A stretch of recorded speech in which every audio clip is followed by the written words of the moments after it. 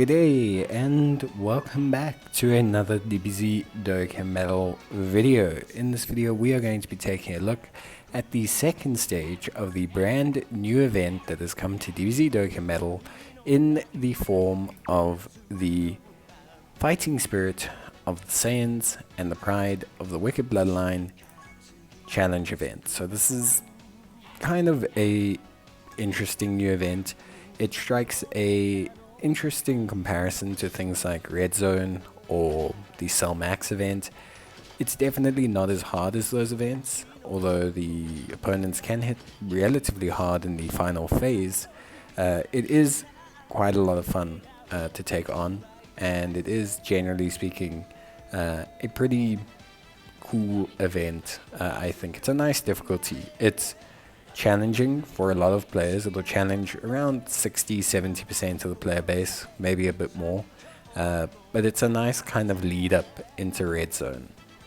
If I was to kind of rank difficulty of events, I would say probably it's some of the, I would probably say obviously it's the older SBR, ESBR, you know, the first legendary Goku event.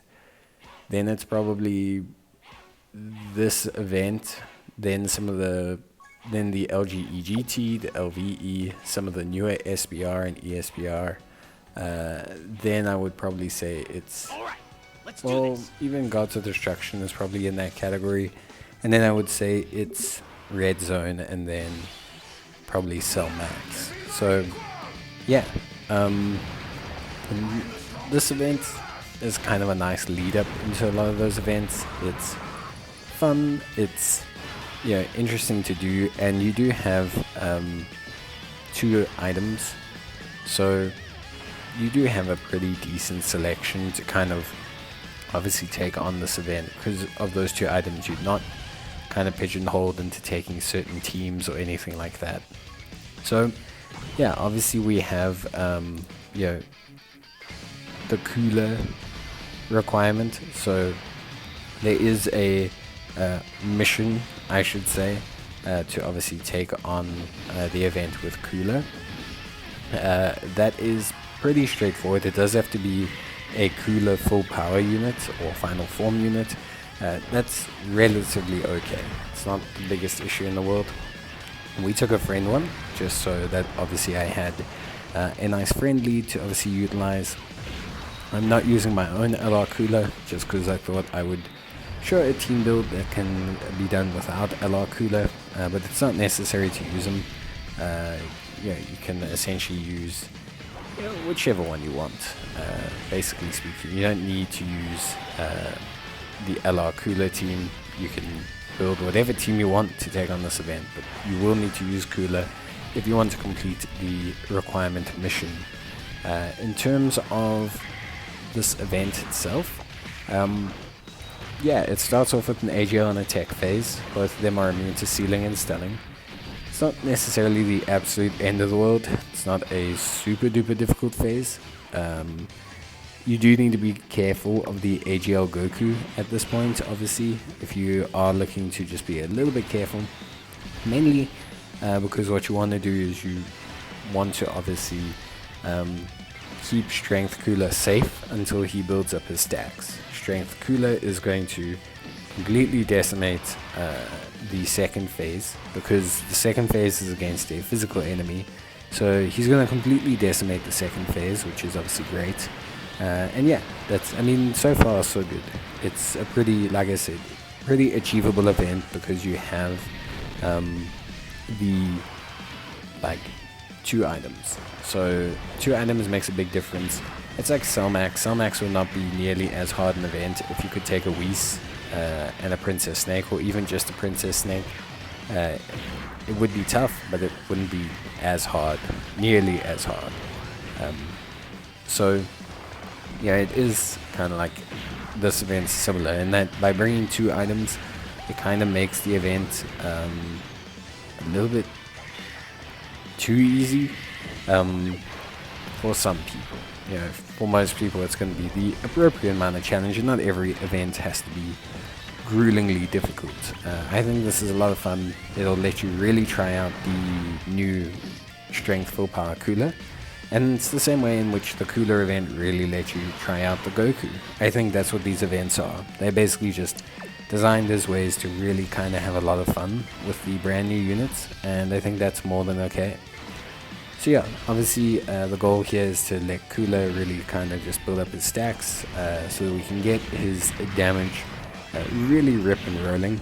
We kind of want him to obviously cause as much damage as possible, build up that attack stat, and just get ready for this physical phase, because the physical phase is where we obviously want to see Cooler really shine. Yeah, in this rotation we have our strong Ginyu Force side of the team. So on this rotation we have the Ginyu Force all set and prepped. We'll be using a Whis just in case. Always nice to use a Whis just to basically establish a foothold and not have any real issues at all with running the stage. Obviously Raccoon and Gildo, they will keep everything nice and tidy with their ability to guard. And you can see Goku's not the strongest unit in the world. He's going to take a significant amount of damage here, just from Raccoon and Gildo and obviously from Ginyu himself.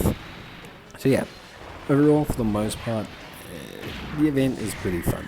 I do like these events. At least they give you an opportunity to test out the unit. It's like you're maybe not ready for Red Zone or Cell Max.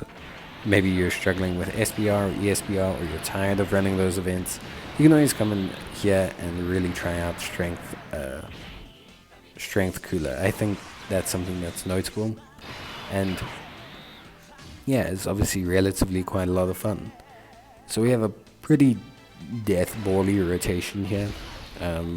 Obviously AGL full power Frieza, he crits against Goku units, so he's essentially going to rinse roll Goku here, and then we're going to have Cooler follow up, and Cooler's going to do mega damage as well. So it's basically a pretty high volume, high intensity, high damage rotation, and they're just going to basically mop up Goku, and we're going to be done with the event.